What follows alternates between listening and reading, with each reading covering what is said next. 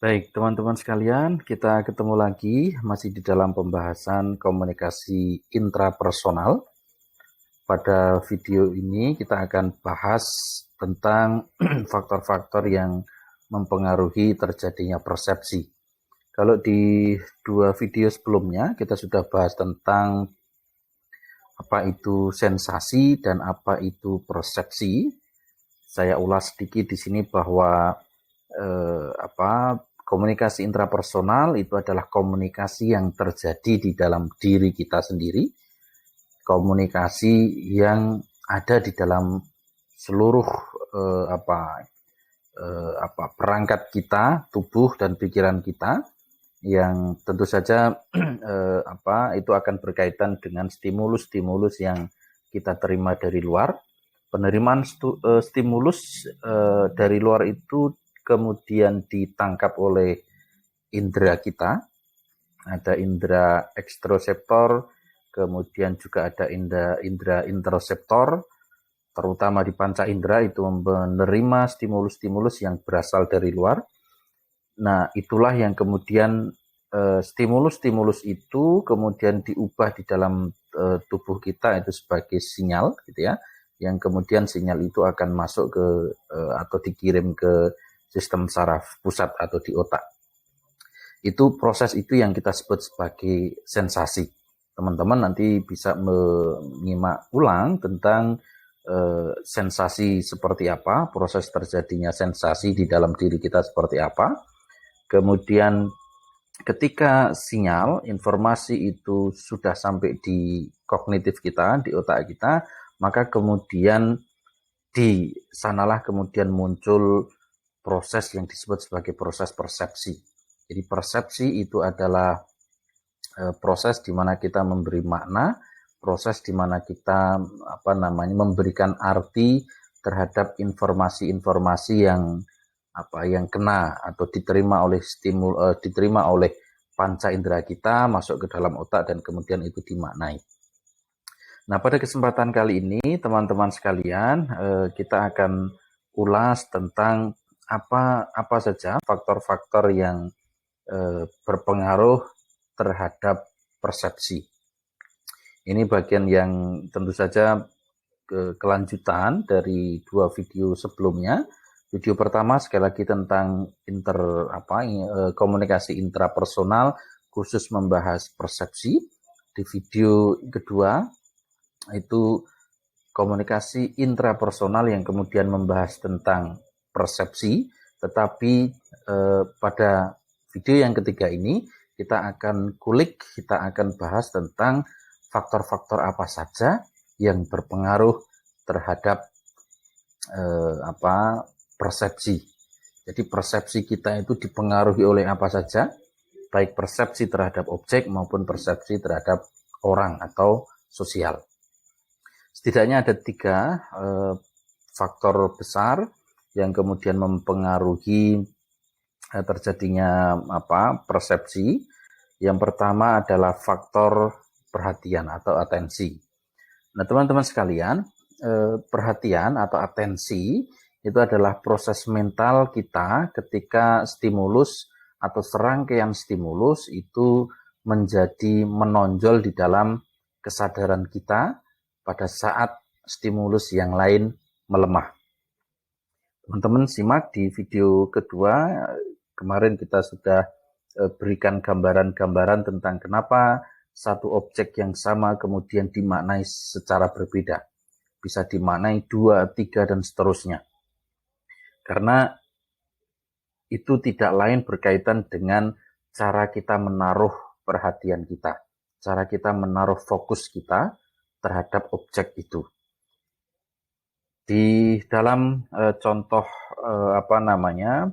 gambar hitam putih yang di video kedua sudah kita simak, kita uraikan. Kalau kita kemudian memberi perhatian pada warna putih, maka kita akan mempersepsi apa yang disebut sebagai piala. Kalau kita mendorong warna putih menjadi ke belakang, artinya membincangkan atau menaruh perhatian utama pada warna hitam, maka yang akan kita kita maknai, persepsi yang muncul adalah bahwa ada dua orang yang sedang berhadapan. Nah, artinya sekali lagi, perhatian itu adalah proses mental kita ketika stimulus atau serangkaian stimulus itu kemudian menjadi menonjol, kita fokuskan, kita pusatkan sebagai bagian dari perhatian kita dalam keadaan, dalam kesadaran kita, maksud saya, di mana kemudian stimulus yang lain itu akan kita lemahkan, akan kita dorong sebagai background. Nah, di dalam faktor ini, di dalam faktor pertama berkaitan dengan perhatian ini ada faktor eksternal maupun faktor internal. Nanti kita akan lihat gitu ya. Faktor eksternal itu akan, faktor eksternal penarik perhatian itu adalah gerakan, kemudian juga intensitas stimulus itu sendiri atau stimuli itu sendiri, dan kemudian kebaruan atau novelty, tapi juga ada pengulangan. Ada faktor penarik perhatian itu sekali lagi adalah gerakan, nanti kita akan bahas lebih lanjut seperti apa. Yang kedua adalah intensitas dari stimuli itu sendiri. Yang ketiga adalah kebaruan atau novelty, dan keempat adalah pengulangan. Nah, ada faktor yang kedua tadi adalah faktor eksternal, kemudian faktor internalnya adalah bagaimana keadaan biologis kita. Ini hampir sama meskipun tidak utuh sama begitu ya, terjadi dengan faktor-faktor yang mempengaruhi adanya sensasi. Jadi di dalam faktor internal ini akan berkaitan dengan kebutuhan biologis, dan pada saat itu pula kemudian ada faktor yang disebut sebagai sosiologis, dan ada faktor psikogenik. Nanti kita akan bahas satu persatu. Oke, kita akan masuk pada faktor-faktor eksternal sebagai penarik perhatian. Yang pertama akan berkaitan dengan intensitas stimulus atau intensitas stimuli. Nah, intensitas stimuli inilah yang kemudian bahwa kita manusia itu akan tentu saja akan menaruh perhatian pada sesuatu yang lebih berbeda dengan yang lain ketika kita dihadapkan pada serangkaian stimulus yang banyak misalnya. Contoh, kalau Anda misalnya di sekolah gitu ya, ada, misalnya hari Senin di sekolah itu pakai seragam warna putih misalnya, tapi kemudian termasuk kerudungnya warna putih begitu, tapi suatu ketika Anda kemudian menggunakan kerudung warna merah, maka Anda akan menjadi pusat perhatian dari semua orang. Orang akan bertanya, kenapa ini pakai kerudung warna merah misalnya. Artinya, warna merah yang Anda pakai sebagai kerudung itu berbeda dengan teman-teman Anda yang lain ketika kerudungnya warna putih. Sehingga satu orang yang berbeda itu akan lebih diperhatikan dalam kasus tertentu begitu ya, akan diperhatikan daripada yang seragam. Itu yang pertama. Contoh yang kedua misalnya suara keras di malam yang sepi. Kalau Anda Anda misalnya berada di sebuah ruangan, ada beberapa orang di sana yang sedang serius, misalnya entah membaca atau menyimak gitu ya, membaca atau nonton dan sebagainya, maka ketika Anda itu berteriak begitu ya, maka Anda akan menjadi pusat perhatian itu sendiri. Orang akan menoleh kepada Anda. Jadi sekali lagi, intensitas stimuli itu akan menjadi penarik perhatian orang-orang di sekitar kita. Itu nanti akan bukan hanya kemudian soal warna, bukan hanya kemudian soal kerasnya suara, tapi bisa hal yang lain misalnya. Itu yang pertama, intensitas stimulus. Yang kedua itu ada gerakan. Jadi gerakan, manusia itu secara visual lebih tertarik pada objek-objek yang bergerak begitu ya, tinimbang kemudian objek yang tetap begitu, objek yang kaku, mati dan seterusnya. Nah, misalnya pada tempat-tempat yang dipenuhi oleh benda-benda mati ketika ada gerakan-gerakan tertentu, entah sesuatu apapun begitu ya, maka kita akan memberi perhatian kita pada sesuatu yang bergerak itu tadi. Contoh misalnya kalau Anda berada di kamar kos Anda atau kamar Anda begitu, semuanya tentu barang-barangnya tidak ada yang bisa bergerak sendiri kan begitu kan. Tapi ketika Anda kemudian di ruangan Anda masuk tikus begitu ya, maka Anda akan menaruh perhatian itu pada tikus itu yang bergerak itu. Jadi sesuatu yang bergerak itu akan berpengaruh pada proses atau cara kita menaruh perhatian. Itu yang kedua, yaitu yang pertama tadi adalah intensitas stimulus, kuat tidaknya stimuli itu. Yang kedua adalah gerakan. Dalam konteks sosial, teman-teman bisa cek gelombang demo yang semakin besar terus bergerak begitu akan mendapatkan perhatian jauh lebih besar ketimbang misalnya beberapa orang datang gitu ya. Karena orang dalam konteks yang sama itu selalu bergerak. Di dalam konteks sosial yang terus bergerak, tetapi ketika ada segerombolan atau sekumpulan banyak orang melakukan demonstrasi begitu, maka demonstrasi itulah yang kemudian juga akan menjadi atau menarik perhatian orang. Itu yang kedua. Yang ketiga adalah kebaruan atau novelty. Hal yang baru, yang luar biasa itu atau yang berbeda itu akan lebih menarik perhatian kita ketimbang sesuatu yang itu-itu saja. Sesuatu yang lama misalnya. Maka tanpa hal yang baru sesungguhnya stimulus itu akan menjadi monoton, membosankan dan kemudian semakin lama kemudian akan lepas dari perhatian kita. Maka teman-teman sekalian, novelty itu menjadi bagian penting bagaimana cara kita menaruh perhatian. Anda mungkin pernah menyimak misalnya beberapa waktu yang lalu orang ngantri iPhone terbaru gitu ya. Ketika diluncurkan, ketika diinformasikan bahwa ada keluaran produk iPhone terbaru, maka Anda bisa simak misalnya di beberapa televisi maupun YouTube misalnya orang rela ngantri panjang gitu ya, hanya untuk memperoleh iPhone baru itu. Sehingga kebaruan itu sekali lagi menjadi bagian penting orang untuk menarik perhatian. Termasuk sebenarnya bukan hanya soal produk gitu ya, tetapi juga relasi, tetapi juga ide, gagasan, dan seterusnya.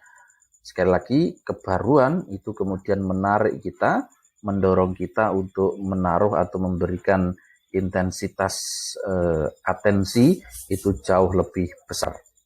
Yang ketiga, teman-teman, perulangan. Jadi, di dalam konteks perulangan, kebaruan dan perulangan ini sekali lagi akan juga memberi nilai tambah pada bagaimana cara kita untuk menarik perhatian orang lain. Pengulangan, perulangan dengan sedikit variasi itu akan mendapatkan perhatian. Jadi di dalam konteks ini sesungguhnya ketika ada pengulangan dan novelty, pengulangan ditambah dengan novelty itu akan mendorong orang untuk menaruh perhatian kita. Pertama, faktor atensi atau perhatian. Di dalam faktor atensi ini saya harus ulang-ulang, faktor atensi ini adalah salah satu faktor yang berpengaruh terhadap cara kita memberikan persepsi. Persepsi kita dipengaruhi salah satunya oleh faktor perhatian. Dan perhatian itu dipengaruhi setidaknya 4 hal, yaitu intensitas stimulus, yang kedua gerakan, yang ketiga kebaruan, dan keempat adalah pengulangan. Oke, proses persepsi tentu saja teman-teman sangat dipengaruhi oleh perhatian itu tadi. Jadi sekali lagi bahwa saya ulang bahwa perhatian adalah proses mental kita, di mana satu stimulus atau serangkaian stimulus itu akan mendapatkan fokus, akan kita tonjolkan, sementara di saat yang sama bagian-bagian yang lain itu kita lemahkan atau kita kurangi fokusnya begitu. Nah, berbagai stimuli tentu saja yang ada di sekeliling kita itu akan tentu saja saling bersaing untuk memperoleh perhatian, gitu ya. Kalau Anda datang ke pasar, misalnya entah di Beringharjo atau ke Mall Malioboro misalnya, semua orang mencoba menawarkan sesuatu yang baru. Entah misalnya dengan memanggil Anda untuk datang ke gerainya, atau kemudian memajang warna-warna yang mencolok, memajang produk-produk yang baru begitu ya, sehingga orang kemudian didorong untuk menaruh perhatiannya pada produk yang sedang mereka tawarkan. Tapi tentu saja dalam proses perhatian kita selektif untuk memilih itu. Karena itu prinsip tadi dari perhatian, keempat hal itu menjadi bagian penting bagaimana cara kita untuk memperoleh perhatian dari khalayak. Nah, ketika kita memilih stimuli, apa yang akan kita dengar atau kita lihat, ini menunjukkan adanya perhatian yang selektif terhadap berbagai stimuli. Ada cukup banyak suara misalnya, kita akan mendengar yang mana. Ada cukup banyak warna misalnya, kita akan memilih yang mana. Ada cukup banyak produk misalnya, kita akan memilih yang mana. Itu bagian pertama tentang perhatian atau atensi. Yang kedua, bahwa faktor eksternal, kalau tadi faktor eksternalnya ya, tapi kemudian faktor eksternalnya juga berkaitan dengan hal-hal yang disebut sebagai biologis. Ada faktor biologis, ini faktor internal. Nah, teman-teman bisa koreksi, ini adalah faktor internal yang menarik perhatian, itu adalah faktor biologis. Orang lapar tentu saja akan menaruh minat pada makanan ketimbang orang yang tidak lapar. Orang yang tidak lapar di tempat yang sama fokusnya bukan pada makanan tetapi hal yang lain. Kalau Anda misalnya sedang mungkin jomblo begitu ya, maka ketika Anda jalan-jalan kemanapun mungkin Anda akan mencari, melihat kira-kira mana yang bisa saya ajak sebagai pasangan. Kira-kira begitu. Anda akan mencoba menarik perhatian lawan jenis. Tapi kalau Anda sudah punya pasangan, misalnya, tentu perhatiannya akan berbeda.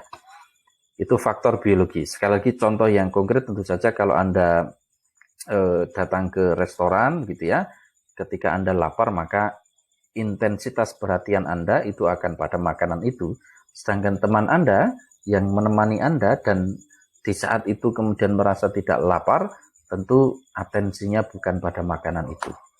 Itu contohnya. Yang kedua ada faktor sosiopsikologis. Dalam konteks faktor sosiopsikologis ini, di dalam kerumunan sebagai contoh, orang tidak bisa lagi menghitung berapa jumlah orang yang berada di dalam kerumunan itu. Orang hanya akan menerka-nerka jumlahnya berapa, tetapi untuk sampai pada berapa jumlah aslinya itu tidak mungkin untuk dilakukan. Itu faktor internal bagaimana perhatian itu kita munculkan. Ada faktor biologis, ada faktor sosiopsikologis misalnya. Nah, tetapi juga kemudian ada faktor yang disebut sebagai sosiogenik. Sosiogenik ini faktor-faktor yang berkaitan dengan motif gitu ya, kemudian sikap, kebiasaan ataupun kemauan.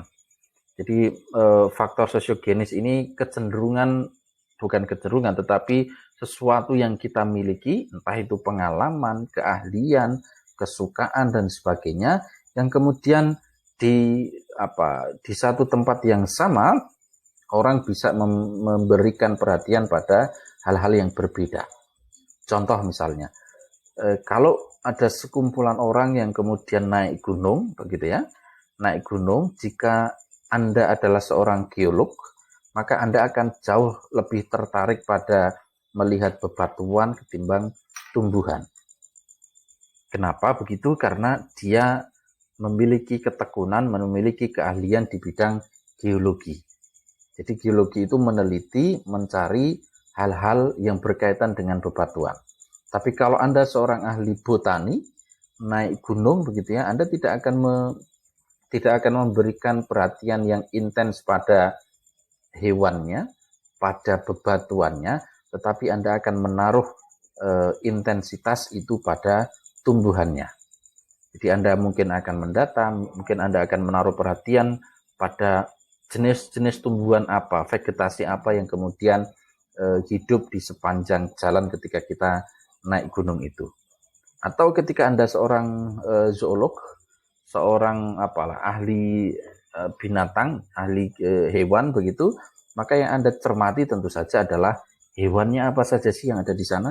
Anda tidak akan mencermati batunya, tidak akan mencermati tanahnya kayak apa dan seterusnya. Tapi kalau Anda seorang seniman, maka yang akan dilihat adalah bentuk dan warnanya misalnya.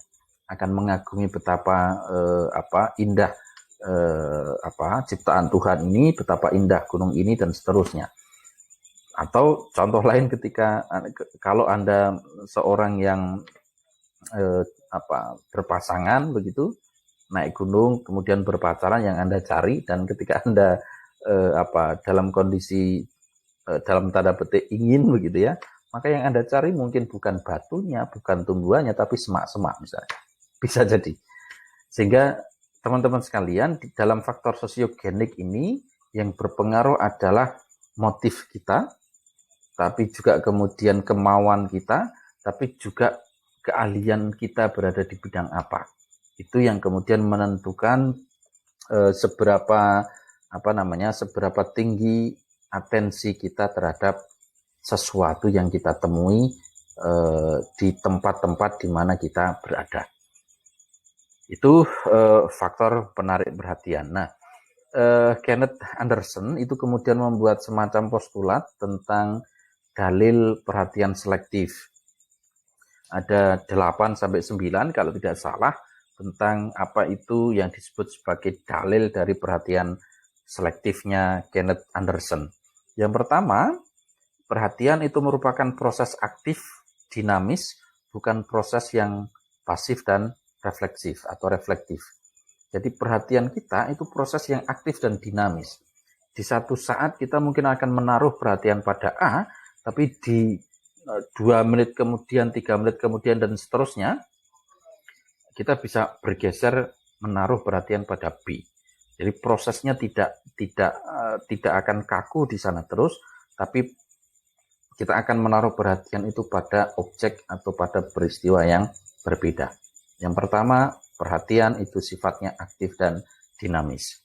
Dalil yang kedua, menurut Anderson, bahwa kita itu cenderung memperhatikan hal-hal tertentu yang penting, menonjol dan melibatkan kita. Kita sebagai manusia itu akan memiliki kecenderungan untuk menanti-nanti sesuatu yang berkaitan dengan kita. Ini yang kemudian menjadi salah satu bagian penting teman-teman di komunikasi, apakah dia seorang jurnalis, apakah dia seorang penulis misalnya. Kejadian misalnya perampokan misalnya ya. Perampokan yang terjadi di Sumatera sana misalnya akan kalah jauh mendapat perhatian kita ketika misalnya perampokan itu terjadi di sekitar kita, terjadi di desa kita misalnya. Tentu perhatiannya itu berbeda. Maka semakin itu dekat dengan kita, atau bahkan semakin itu kemudian berkaitan dengan diri kita, maka kita akan menaruh perhatian. Anda seorang penulis, ketika menulis opini, maka Anda akan menanti-nantikan kapan opini Anda akan terbit di media misalnya. Ketika Anda berkirim surat dengan pacar Anda misalnya, maka Anda akan menanti-nantikan kapan balasan akan datang. Yang kedua, dalilnya adalah kita cenderung memperhatikan hal-hal tertentu yang penting, menonjol dan melibatkan kita. Yang ketiga, dalil dari perhatian selektif menurut Kenneth Anderson, kita itu menaruh perhatian pada hal-hal tertentu sesuai dengan kepercayaan kita, sesuai dengan sikap kita, nilai kita, kebiasaan dan kepentingan kita. Jadi perhatian kita itu akan tertuju pada sesuatu yang berkenaan dengan nilai-nilai kita, berkenaan dengan keyakinan-keyakinan kita dan sikap-sikap kita. Tentu saja juga berkenaan dengan kepentingan kita, sehingga dalam proses itu kita akan cenderung tidak tidak menaruh perhatian atau intensitas perhatian pada sesuatu yang tidak berurusan dengan kita. Atau bisa jadi sesuatu itu jika menyinggung kepentingan kita, kita akan menaruh perhatian di situ. Itu yang ketiga. Dalil yang ketiga menurut Anderson adalah kita menaruh perhatian pada hal-hal sesuai dengan keyakinan, sikap, nilai, dan seterusnya. Yang keempat, teman-teman, dalil dari perhatian itu adalah bahwa kebiasaan itu sangat penting dalam menentukan apa yang menarik perhatian, tetapi juga apa yang secara potensial akan menarik perhatian kita. Jadi sesuatu yang kebiasaan kita itu tentu akan mendorong kita untuk menaruh perhatian lebih terhadap sesuatu itu, tetapi juga ada hal-hal yang sifatnya potensial yang kemudian bisa memberikan kita perhatian ke sana. Kalau Anda misalnya membeli baju dengan merek A begitu ya, tapi Anda kemudian datang ke mall begitu, ternyata merek B ini kayaknya jauh lebih menarik ini. Nah, ini adalah potensi untuk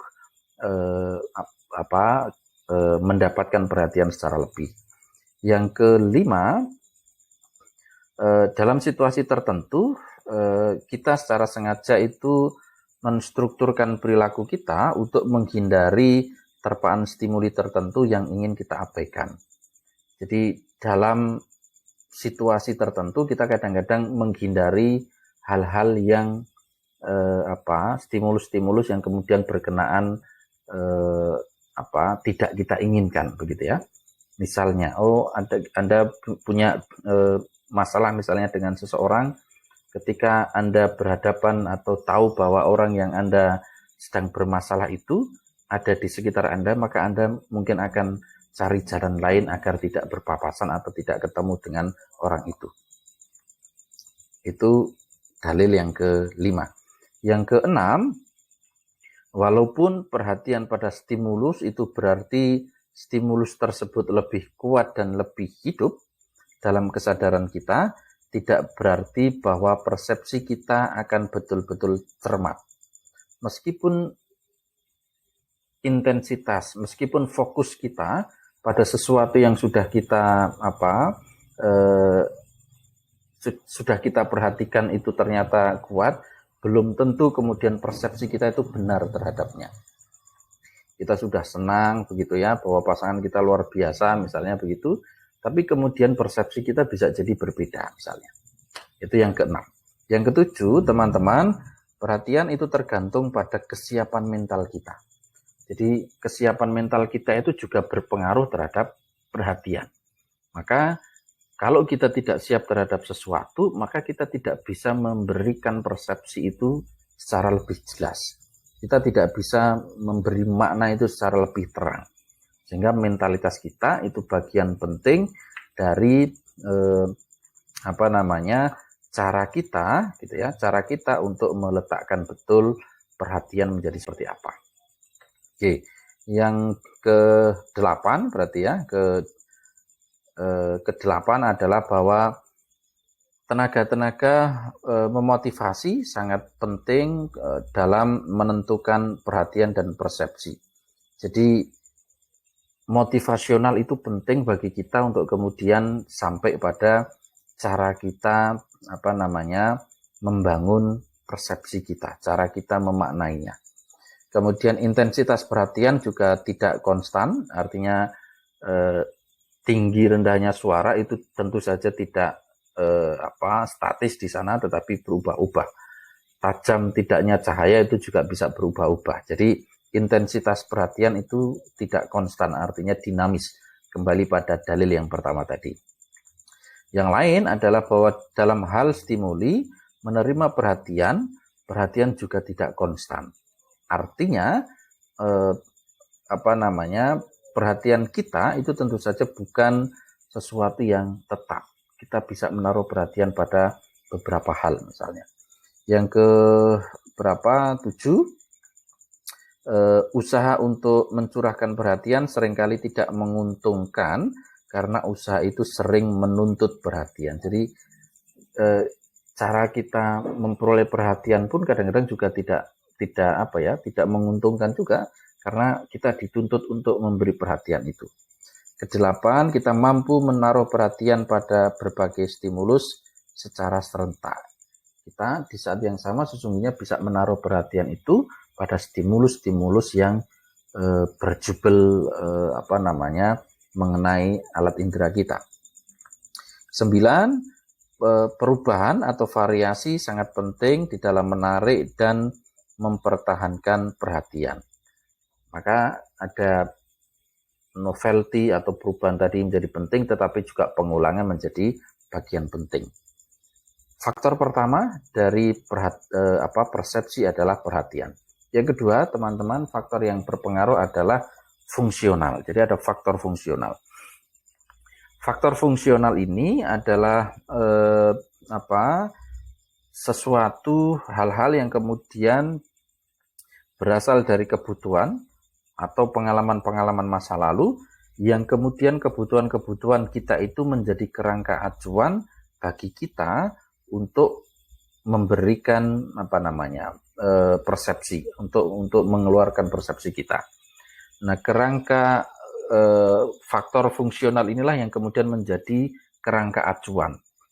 Kalau di psikologi sosial kita mengenal skema, kira-kira kemudian dalam konteks ini kerangka acuan itulah yang kemudian berperan penting bagi kita untuk memberikan perhatian.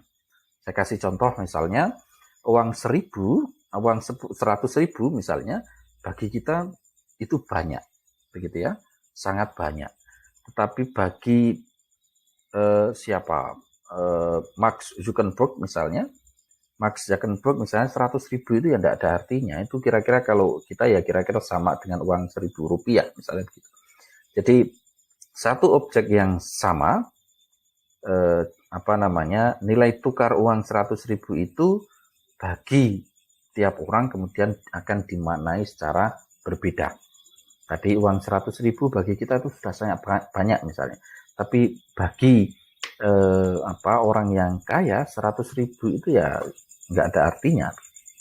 Contoh yang lain misalnya, mahasiswa teknik tentu saja tidak akan terlalu paham tentang ilmu psikologi komunikasi misalnya, tapi sebaliknya mahasiswa psikologi tidak akan terlalu paham soal mekanika.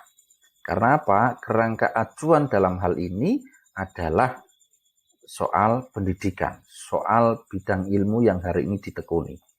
Kalau kerangka tadi yang contoh uang tadi adalah kerangka acuannya adalah kaya miskinnya, tetapi dalam konteks mahasiswa psikologi dan teknik ini kerangka acuannya adalah jurusan yang dia tempuh saat ini. Sehingga ya teman-teman teknik tidak akan terlalu menaruh perhatian pada kenapa orang mengalami gangguan mental misalnya, kenapa orang mengalami kecemasan misalnya. Tetapi mahasiswa psikologi tidak akan menaruh perhatian kenapa ban saya bocor, kenapa mesin motor saya rusak misalnya. Jadi kerangka fungsional itu berpengaruh besar terhadap bagaimana cara kita untuk memberikan persepsi. Nah, teman-teman sekalian, yang ketiga, ini faktor yang berkaitan dengan persepsi. Persepsi adalah faktor struktural. Yang pertama tadi adalah atensi, yang kedua adalah faktor fungsional, yang ketiga adalah faktor struktural. Faktor struktural ini berasal dari sifat stimuli fisik yang dan efek-efek saraf yang kemudian ditimbulkan pada sistem saraf individu. Nah, dalam hal ini sesungguhnya ada cukup banyak atau berbagai cara yang kemudian bisa digunakan untuk menyusun stimuli yang kemudian dikenal dengan hukum Gestaltnya Lewin, begitu ya. Artinya keseluruhan atau konfigurasi cara kita memberikan pandangan-pandangan terhadap dinamika sosial. ide dasar dari faktor struktural ini adalah bahwa stimuli itu dikelompokkan menjadi pola yang paling sederhana yang kemudian memiliki arti-artinya tersendiri. Ada 3 prinsip setidaknya di dalam faktor struktural ini. Yang pertama adalah faktor kedekatan, kemudian yang kedua adalah faktor kesamaan, yang ketiga adalah faktor kelengkapan. Kita coba lihat satu persatu apa yang dimaksud sebagai prinsip kedekatan. Prinsip kedekatan itu tentu saja stimulus yang berdekatan atau sama akan kemudian dianggap satu kelompok. Jadi stimulus yang dianggap sama itu akan dianggap sebagai satu kelompok, begitu ya. Misalnya begini, misalnya ada cukup banyak, misalnya kalau dikelompokkan ya nama-nama burung itu banyak, ada Raja Wali, ada Peking, ada Murai dan sebagainya, tapi kemudian itu kita jadikan di dalam kelompok burung misalnya. Sehingga dan kemudian pada banyak hal misalnya yang kemudian hewan yang berkaki 2 misalnya itu kemudian bisa kita kategorikan dalam hal itu. Jadi kalau Anda misalnya berada di dalam satu kelompok yang meskipun Anda tidak menjadi kelompok resmi, tapi Anda kemudian berada atau bergabung dengan kelompok itu, maka Anda akan dianggap sama. Contoh misalnya ya soal terorisme begitu ya. Meskipun Anda bukan bagian dari terorisme, ketika Anda kemudian entah keluarganya atau entah sanak saudaranya misalnya, karena diasosiasikan dengan kedekatan itu, maka orang akan menaruh perhatian, akan memberi persepsi ke Anda sama dengan kelompok-kelompok teroris misalnya. Makanya persepsi kita itu tentu saja pada banyak hal itu tentu saja harus selalu diperbandingkan agar sampai pada persepsi yang benar. Yang kedua, prinsip yang struktural yang kedua adalah yang pertama tadi adalah kedekatan, yang kedua adalah kesamaan. Jadi di dalam konteks kedekatan misalnya ada pepatah Arab sana misalnya mengatakan kalau Anda bergumul dengan penjual minyak wangi ya Anda akan kecipratan bau wanginya, kan begitu. Kalau Anda bergumul dengan peternak kebo, peternak sapi misalnya, Anda akan kecipratan bau teletongnya begitu ya. Yang kedua, hukum kesamaan. Dalam persepsi sosial, pengelompokan tidak murni struktural sebab apa yang dianggap sama atau berdekatan oleh seseorang itu tidak sama dengan orang lain. Contoh misalnya, kalau saya kemudian berikan beberapa kata misalnya soal televisi, emas, radio, kemudian radio kaset dan koran misalnya, mana yang kemudian salah satu yang harus dikeluarkan dari sana, gitu ya? Mana yang kemudian harus dikeluarkan dari deretan nama-nama itu? Sekali lagi, televisi, ada emas, ada radio kaset, ada koran. Kalau kerangka acuan kita itu sebagai orang komunikasi, gitu ya, maka yang akan dikeluarkan adalah emas. Kenapa? Misalnya ya televisi, radio kaset, dan koran itu sama berada di dalam satu klaster yang sama, yaitu media komunikasi. Koran itu bagian dari media komunikasi, radio bagian dari media komunikasi, kemudian televisi bagian dari komunikasi. Emas itu bukan bagian dari komunikasi. Tapi kalau kemudian kerangka acuan kita adalah pedagang misalnya begitu, televisi, kemudian radio, dan emas itu sama-sama memiliki nilai rupiah yang lumayan kalau kita jual. Sementara koran bekas misalnya ya, itu tentu tidak akan sebanding dengan nilai emas, dengan nilai televisi, dengan nilai radio misalnya. Sehingga tergantung pada kerangka acuannya, meskipun prinsip kesamaannya itu ada. Terakhir, yang ketiga, teman-teman, adalah kelengkapan. Dalil tentang kesamaan dan kedekatan dalam komunikasi itu akan tentu saja meningkatkan kredibilitas. Jadi, sebagai contoh misalnya, kalau Anda akrab dengan pejabat, maka Anda kemudian akan dianggap sebagai orang penting. Kalau Anda punya kedekatan misalnya dengan gubernur atau misalnya punya kedekatan dengan presiden misalnya, Anda akan dianggap sebagai orang penting. Dan kemudian inilah yang disebut sebagai hubungan karena kedekatan. Dan karena itulah kemudian kredibilitas Anda itu naik. Tetapi kalau kemudian Anda kenal dengan teroris, begitu ya, dan karena itu kemudian Anda merasa bersalah karena ada kaitannya, ada hubungannya dengan terorisme, maka kredibilitas Anda akan menurun. Jadi kalau Anda dekat dengan presiden, kredibilitas Anda naik. Kalau Anda dekat dengan teroris, kredibilitas Anda akan turun. Itu adalah prinsip struktural berkaitan dengan faktor-faktor yang berpengaruh terhadap persepsi kita. Sekali lagi teman-teman, persepsi itu dipengaruhi oleh 3 faktor, perhatian, yang kedua faktor fungsional, dan ketiga adalah faktor struktural. Saya kira kita sudah bahas di 2 bagian awal dari komunikasi intrapersonal, yaitu sensasi dan persepsi.